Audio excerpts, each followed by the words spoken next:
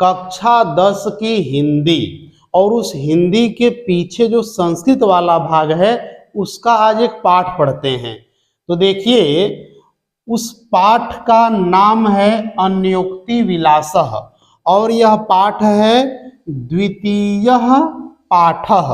द्वितीय माने दूसरा और पाठ माने पाठ, तो दूसरा पाठ अन्योक्ति विलासः। अन्योक्ति का मतलब क्या होता है, तो ये लिख दीजिए अन्य, इधर हो जाएगा उक्ति, इधर हो जाएगा विलासः।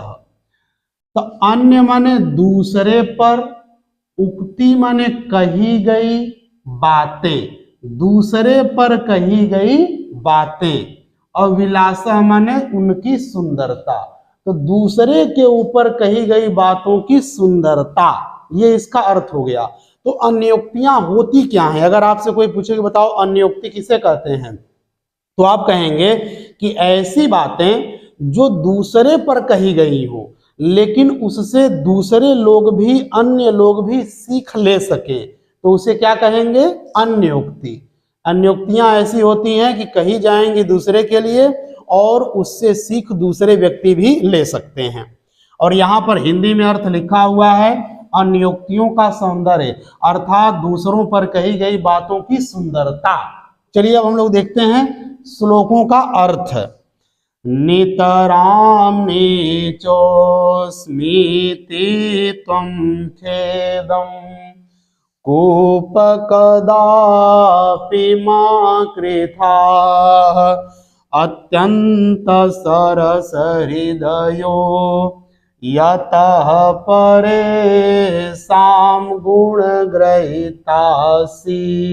अर्थ देखिए, नितराम, नितराम माने बहुत, नीचः अस्मि इति, नीचः माने नीचे, अस्मि माने हूं, बहुत नीचे हूं, कूप माने कुएं, तुम माने तुम, कृथा माने करो, मां माने मत। ऐ कुएं मैं बहुत नीचे हूं ऐसा सोचकर तुम मत करो। क्या मत करो? खेदम, खेदम माने होता है दुख, और कदापि माने कभी भी। अब यहां इसका पूरा अर्थ क्या हुआ, समझाया गया है कि ऐ कुएं, कुएं के आगे देखिए, कूप के आगे क्या लिखा हुआ है, एक चिन्ह बना हुआ है संबोधन का, यानी कुएं को बुलाया जा रहा है, उसको संबोधित करके बोला जा रहा है। तो कहा है कि ऐ कुएं मैं बहुत नीचे हूं ऐसा तुम सोच करके कभी भी दुखी मत होना, क्योंकि आप लोग कुआं देखिए बहुत नीचे होता है। तो कुएं को समझाया जा रहा है कि ऐ कुएं तुम कभी भी ऐसा सोच करके दुखी मत होना कि तुम बहुत नीचे हो। और अत्यंत सरस हृदय, अत्यंत माने बहुत, सरस माने रस वाले, हृदयों माने हृदय वाले, अरे तुम बहुत रस वाले हृदय वाले हो, अर्थात रसीले हृदय वाले हो, तुम्हारे अंदर बहुत रस है। यतः, यतः माने जिससे, जिससे क्या करते हो? परेशान माने दूसरों के, गुण ग्रहिता असि, गुणों को ग्रहिता माने ग्रहण करने वाले, असि माने हो, तुम दूसरों के गुणों को ग्रहण करने वाले हो, अर्थात दूसरों के अंदर जो बाधाएं हैं, जो दुख हैं, उनको तुम अपने ले लेते हो, ग्रहण कर लेते हो। ठीक है, अब इस पंक्ति का पूरा अर्थ देखिए, दो पंक्तियों का। कुएं को समझाया जा रहा है कि ऐ कुएं, अगर परीक्षा में इसका अर्थ या भावार्थ या हिंदी अनुवाद लिखने के लिए आता है तो आप ऐसे लिखिएगा कि ऐ कुएं तुम बहुत नीचे हो ऐसा सोच करके कभी भी दुखी मत होना, क्योंकि तुम्हारा हृदय बहुत ही रस वाला है, बड़ा ही रसीला है, और जिससे तुम दूसरों के गुणों को ग्रहण कर लेते हो। ठीक है, अब चलिए आगे अगला श्लोक देखते हैं। नीरक्षीर विवेक हंसा लस्यं त्वमेव तनु से चेत विश्वस्मिन्नधुनान्यः कुलव्रतं पालयिष्यति कः। देखिए, नीर क्षीर विवेके, नीर माने पानी, क्षीर माने दूध, याद रखिएगा। अविवेके माने अलग करने में, दूध और पानी को अलग करने में। हंस, यहां देखिए हंस लिखा है, और आलस्यम, हंस माने हे हंस, दूध और पानी को अलग करने में। आलस्यम माने आलस्य, त्वमेव माने तुम ही, तनुसे माने करोगे, चेत माने यदि।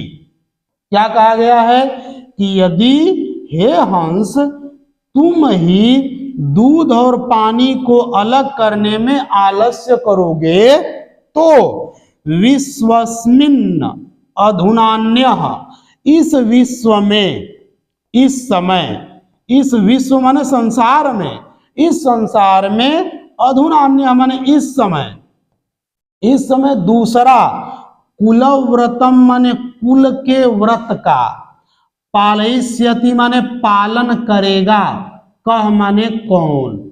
अब ध्यान से समझिएगा, पालन करेगा, क्या कहा जा रहा है, पूरी पंक्ति का अर्थ समझिएगा बिल्कुल कहानी की तरह, कि ऐ हंस यदि दूध और पानी को अलग करने में तुम ही आलस्य करोगे तो बताओ कि संसार में और कौन है जो अपने कुल के व्रत का पालन करेगा।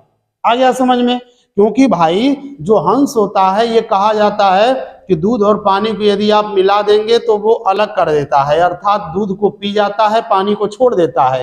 तो ये उसके कुल का नियम है, कुल का व्रत है, उसके खानदान का ही नियम है, और वो अपने खानदान के नियम का पालन यदि वो नहीं करेगा तो इस दुनिया में और कौन व्यक्ति है जो अपने नियम का, अपने कुल के नियम का पालन करेगा।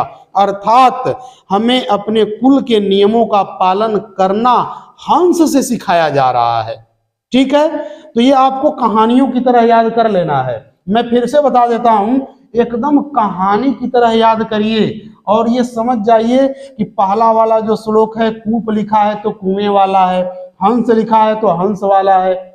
और इसका अर्थ कैसे, कूप वाले का कि ऐ कुएं तुम बहुत नीचे हो, ऐसा सोच करके कभी भी दुखी मत होना, क्योंकि तुम्हारा हृदय बहुत ही रसीला है, रस वाला है, जिससे तुम दूसरों के गुणों को ग्रहण कर लेते हो। इसका अर्थ हुआ। अब दूसरे, ये जो दूसरा श्लोक है, इसका अर्थ क्या हुआ कि ऐ हंस यदि तुम ही दूध और पानी को अलग करने में आलस्य करोगे तो बताओ इस संसार में इस समय कौन है जो अपने व्रत का पालन करेगा। ऐसे आपको कहानी की तरह याद होना चाहिए। ठीक है, चलिए अब हम लोग अगले वाले श्लोक पर चलते हैं। अगला वाला श्लोक क्या है, कोकिल यापय दिवसान तावद विरसान करील विटपेसु यावन मिल दलिमालः कोपि रसालः समुल्लसति।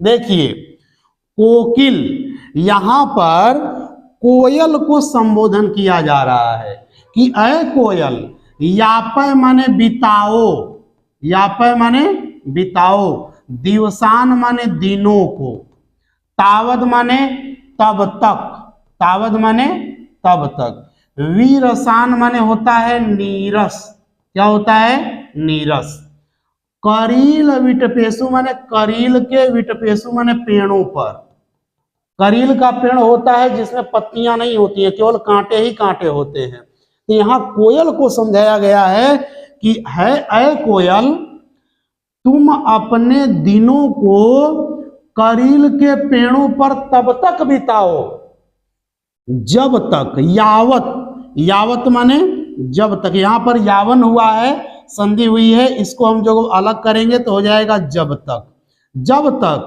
मिलत अलीमालह, अलीमालह माने होता है भंवरा, क्या होता है, भंवरा। अब मिलत माने मिलता है, जब तक भंवरा मिलता, किससे? कोपी माने कोई, कोई भंवरा, और रसालह माने आम का पेड़ या आम, समुल्लसति माने शोभित होता, शोभित होता है। ठीक है, अब इसका पूरा अर्थ समझिए। कोयल को समझाया जा रहा है कि ऐ कोयल, तुम अपने दिनों को करील के पेड़ों पर तब तक बिताओ जब तक कि आम के पेड़ पर कोई भंवरा नहीं आकर के सुशोभित हो जाता। अर्थात जब तक आम के पेड़ को भंवरे सुशोभित नहीं करने लग जाते तब तक ऐ कोयल तुम अपने दिनों को करील के पेड़ पर बिता लो। इसमें क्या सीख मिल रही है? इसमें यह बताया जा रहा है कि अगर तुम्हारे ऊपर दुखी दिन है, तुम्हारा दिन इस समय बड़ा बेकार चल रहा है, खराब चल रहा है, तो तुम अपने दिनों को किसी प्रकार से बिता लो। कब तक? जब तक कि फिर से वापस तुम्हारे सुखी वाले दिन लौट नहीं आते। ठीक है, तो इस प्रकार कोयल के माध्यम से समझाया जा रहा है। अब इसका पूरा भावार्थ समझ लीजिए। कह रहा है कि ऐ कोयल, तुम अपने दुखी दिनों को तब तक करील के पेड़ों पर बैठ करके बिताओ जब तक कि आम के पेड़ों पर बौर न लग जाएं और उस पर भंवरे न मंडराने लग जाएं। अर्थात जब तक खुशियों वाले दिन वसंत ऋतु ना आ जाएं तब तक तुम दिन कहाँ बिताओ? करील के पेड़ पर। ठीक है, दुखी दिनों को किसी प्रकार से बिताने की बात कही जा रही है। चलिए अब अगले वाले श्लोक पर चलते हैं, आखिर देखते हैं कि अगले वाले श्लोक में क्या है। रे रे चातक सावधान मनसा नेत्रक्षणं श्रूयताम् अम्भोदा बहवो हि सन्ति गगने सर्वेऽपि नैतादृशाः केचिद् वृष्टिभिरार्द्रयन्ति वसुधाम् गर्जन्ति केचिद् वृथा यं यं पश्यसि तस्य तस्य पुरतो मा ब्रूहि दीनं वचः। देखिए कितनी अच्छी बात है कि रे रे चातक, रे रे माने अरे अरे चातक, चातक एक पक्षी होता है। उस चातक पक्षी को संबोधन करके बुलाया गया है और कहा गया है कि अरे अरे चातक, सावधान मनसा माने सावधान मन से, मित्र माने मेरे मित्र, क्षणम माने एक क्षण, श्रूयताम माने सुनो। पहली पंक्ति का अर्थ क्या हुआ कि ऐ मेरे मित्र चातक। देखिए यहां भी संबोधन यहां भी संबोधन, तो दोनों को एक साथ लीजिए। ऐ मेरे मित्र चातक, सावधान मन से एक क्षण सुनो, अर्थात मेरी बात सुनो। अम्भोदा माने बादल, बहवो माने बहुत से, ही माने निश्चित रूप से, संति माने रहते हैं, गगने माने आकाश में, सर्वेपि माने सभी भी, न एतादृशाः लेकिन सब ऐसे नहीं है, न एतादृशाः माने ऐसे नहीं है। अब ध्यान से सुनिएगा दो पंक्ति का अर्थ। कोई व्यक्ति अपने मित्र चातक पक्षी को समझाते हुए कह रहा है कि ऐ मित्र चातक पक्षी या ऐ मेरे मित्र चातक, एक क्षण सावधान होकर के मेरी बात को सुनो, सावधान मन से। इस आकाश में बहुत से बादल रहते हैं लेकिन सब एक जैसे नहीं होते हैं। केचिद माने कुछ, वृष्टि भी आर्द्रयंती, वृष्टि भी माने बारिश से, आर्द्रयंती माने भिगो देते हैं, वसुधाम माने धरती को, गर्जंती माने गरजते हैं, केचिद माने कुछ, अवृथा माने बेकार में। क्या वो कहता है कि अरे कुछ बारिश से धरती को भिगो देते हैं और कुछ क्या करते हैं, बेकार में गरजते रहते हैं कुछ बादल। इसलिए यम यम जिसको जिसको, पश्यसी माने देखते हो, तस्य तस्य माने उसके उसके, पुरतो माने आगे, माँ माने मत, ब्रूहि माने बोलो, दीनम माने दीनता भरे, वचः माने वाणी, दीनता भरी वाणी या गिड़गिड़ाना जिसे कह सकते हैं, सबके सामने गिड़गिड़ाना नहीं चाहिए, सबके सामने अपने दुख की बातें नहीं कहना चाहिए। ठीक है, तो अब इस 4 पंक्ति का अर्थ क्या हुआ, एकदम कहानी की तरह समझ लीजिए। अर्थ हुआ कि ऐ मेरे मित्र चातक, सावधान मन से एक क्षण मेरी बात को सुनो। इस आकाश में बहुत से बादल रहते हैं, लेकिन सब एक जैसे नहीं हैं। कुछ ही बादल हैं जो धरती को भिगो देते हैं, और कुछ बादल तो केवल बेकार में गरजते रहते हैं। इसलिए जब तुम पानी मांगने जाना तो सबके सामने, जिसको जिसको देखना उसके उसके सामने दीनता भरे वचन या अपने दुख भरे वचन सबको मत बताना, सबके सामने दीनता भरे वचन मत बोलना। ये हमको शिक्षा दिया गया है कि यदि आपके ऊपर दुख है, कोई परेशानी है, तो यह बात सबके सामने जाकर नहीं बोलनी चाहिए या सबसे नहीं कहनी चाहिए। कहो उसी से जो कहे ना किसी से, और मांगो उसी से जो दे दे खुशी से। अर्थात मदद आप उसी से मांगिए जो दे सके। सबके सामने अपने दुख की बातें नहीं कहनी चाहिए। क्यों? क्योंकि कुछ ही लोग मदद करेंगे और बाकी तो केवल गरजेंगे, मजाक उड़ाएंगे। ठीक है, इस प्रकार इस श्लोक में आपको ये शिक्षा दी गई है कि आप अपने दुख की बातें सबको मत कहा करिए, क्योंकि सब नहीं मदद करेंगे, कुछ ही करेंगे और बाकी कुछ तो मजाक उड़ाएंगे। तो यहाँ ये अर्थ आपको भावार्थ मिलता है, आपको समझाया भी गया है। ठीक है, अब हम लोग चलते हैं अगले वाले श्लोक पर। देखिए अगला वाला श्लोक क्या कह रहा है, किन्नो वै ताड़नाद तापनाद वह्नि मध्ये न वै विक्रयात् क्लेश्यमानोऽहमस्मि सुवर्णस्य मे मुख्य दुःखं तदेकं यतो मां जना गुंजया तोलयन्ति। देखिए नौ माने नहीं, वही माने ही, ताड़नाद माने पीटने से, नौ ही पीटने से, तापनाद माने तपाने से, जलाने से, वह्नि मध्य माने आग के बीच में या आग में। देखिए क्या कह रहा है कि न ही पीटने से और न ही आग में जलाने से। न वही माने न ही विक्रयात माने बेचने से, क्लिश्यम माने दुख, क्लिश्यमान माने दुखी, अहम माने मैं, अस्मि माने हूं। देखिए कह रहा है कि मैं न ही पीटने से दुखी हूं, न ही आग में जलाने से दुखी हूं, और न ही बेचने से दुखी हूं। ये कौन कह रहा है? तो देखिए सुवर्णस्य मतलब सोने का, सुवर्णस्य माने सोने का, मैं माने मेरा, सोना कह रहा है कि मेरा मुख्य दुखम, मुख्य दुख है। कौन है? तत् एकम, तत् एकम माने एक है, एक ही है, मेरा तो एक ही मुख्य दुख है। यतो माने क्योंकि, यतो माने कि, माम माने मुझको, मुझको, जना माने लोग, गुंजया माने रत्ती भर से, तोलयंती माने तौल देते हैं। अब समझ में आया? इसका पूरा अर्थ समझिए। यहां पर सोने का दुख बताया गया है कि जो सोना होता है स्वर्ण, उसका दुख क्या है? तो वो कहता है कि न ही पीटने से, न ही आग में जलाने से, और न ही बेचने से मैं दुखी हूं। अरे मेरा तो एक ही मुख्य दुख है कि लोग मुझे रत्ती भर से तौलते हैं।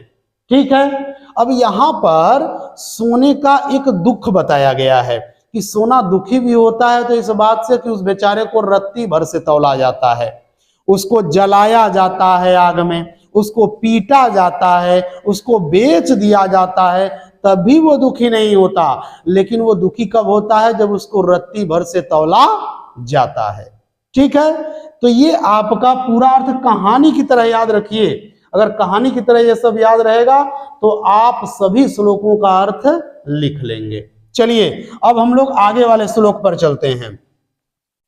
रात्रिर्गमिष्यति भविष्यति सुप्रभातम् भास्वानुदेष्यति हसिष्यति पंकजाले इत्थं विचिन्तयति कोशगते द्विरेफे हा हन्त हन्त नलिनीं गज उज्जहार। देखिए, रात्रिर्गमिष्यति, रात जाएगी, भविष्यति माने होगा, सुप्रभातम माने सवेरा, सवेरा होगा। अब भास्वान माने सूरज, उदेष्यति माने उगेगा, निकलेगा। सूरज क्या करेगा, निकलेगा, उगेगा। हसिष्यति माने खिलेंगे या खिलेगा, हसिष्यति माने खिलेगा। पंकजाली माने कमल का फूल, कमल का फूल। इत्थम माने ऐसा, विचिंतयति माने सोच रहा था, चिंतन कर रहा था, सोच रहा था, ऐसा सोच रहा था। कोशगते, कोशगते माने कमल के फूल में बंद हुआ, कमल के फूल में बंद हुआ। द्विरेफे माने भांवरा, याद रखिएगा, द्विरेफे माने भांवरा। हा हंत हंत, हा माने हाय, हंत अरे मर गए, मारे गए, मारे गए। नलिनीम माने कमल के फूल को, नलिनीम माने कमल को या कमल के फूल को। गज माने हाथी, उज्जहार माने उखाड़ दिया। क्या किया, उखाड़ दिया। अब इसका पूरा अर्थ समझिए, क्या कि रात बीतेगी, सवेरा होगा, सूरज निकलेगा और कमल के फूल खिलेंगे। ऐसा कमल के फूल में बंद हुआ भंवरा सोच ही रहा था कि उधर से एक हाथी आया और उसने कमल के फूल को उखाड़ दिया। अब न कमल खिलेगा, न उसमें बंद हुआ भंवरा निकलेगा। ठीक है, तो ये यहां पर अर्थ है। अर्थात हमको बताया गया है कि हम सोचते हैं कि ये करेंगे, वो करेंगे, बहुत से काम करेंगे, लेकिन अभी क्या होता है, काल रूपी हाथी आता है, मौत आती है और हमको उठाकर लेकर चली जाती है और हमारा सोचा हुआ काम वैसे ही रह जाता है। इसलिए जो भी अच्छी चीजें करनी है वो आप कर डालिए। ठीक है, इस प्रकार देखिए, ये आपके 6 श्लोकों का अर्थ हुआ और मैं आपको ट्रिक बता रहा हूं कि सभी श्लोकों का अर्थ आप कैसे जान पाएंगे। कैसे, क्योंकि हर श्लोक में कोई न कोई एक कहानी जैसा दिया हुआ है और 6 श्लोक हैं और 6 श्लोक में मैं आपको बता दूं कि क्या क्या है। तो देख लीजिए, कहानी जैसा है। पहला जो श्लोक है उसमें कुएं की बात कही गई है, ध्यान दीजिएगा। पहले श्लोक में कुएं की बात है, तो आप याद रखिए, यहां पर कूप लिखा है तो कुआं। दूसरा श्लोक है तो हंस की बात कही गई है क्योंकि यहां पर हंस लिखा हुआ है। तीसरा जो श्लोक है उसमें कोयल की बात है। किसकी बात है, कोयल की। चौथे श्लोक में चातक पक्षी की बात है, याद रखिएगा, चातक पक्षी की। पांचवें वाले में, तो पांचवें वाले में क्या है, तो पांचवें में सोना की बात कही गई है और छठवें वाले में भांवरे की बात है। ठीक है, याद रखिएगा। इस प्रकार ये एक ट्रिक भी हो गया कि जिस श्लोक में कूप है, कुएं का श्लोक हंस है, हंस वाला श्लोक, कोकिल है, कोयल वाला श्लोक, चातक है, चातक वाला श्लोक, सुवर्ण है, सोने वाला श्लोक, और अंतिम में रात बीतने वाली बात है तो वो भंवरे वाली बात हो गई। ठीक है, इस प्रकार आपके इन श्लोकों का अर्थ मैंने जिस ढंग से बताया है आप इसको क्या करिए कि मन से पढ़िए, और सबसे बड़ी बात है कि इसको लाइक भी करिए और शेयर भी करिए। क्यों? क्योंकि दुनिया में बुरी बातें इसलिए फैल रही हैं क्योंकि उसको लाइक करने वाले और शेयर करने वाले ज्यादा हैं, अधिक हैं, इसलिए उसका प्रचार प्रसार हो रहा है। और अच्छी बातों का या पढ़ाई लिखाई की बातों का प्रचार प्रसार करने वाला कोई है ही नहीं, इसको कोई प्रचार ही नहीं करते हैं, शेयर ही नहीं करते हैं। यदि आप इसको शेयर करेंगे तो ये जानकारी दूसरों तक पहुंचेंगी, जिससे दूसरे लोग भी लाभ ले सकेंगे। ठीक है, ये आपका पाठ पूरा हुआ।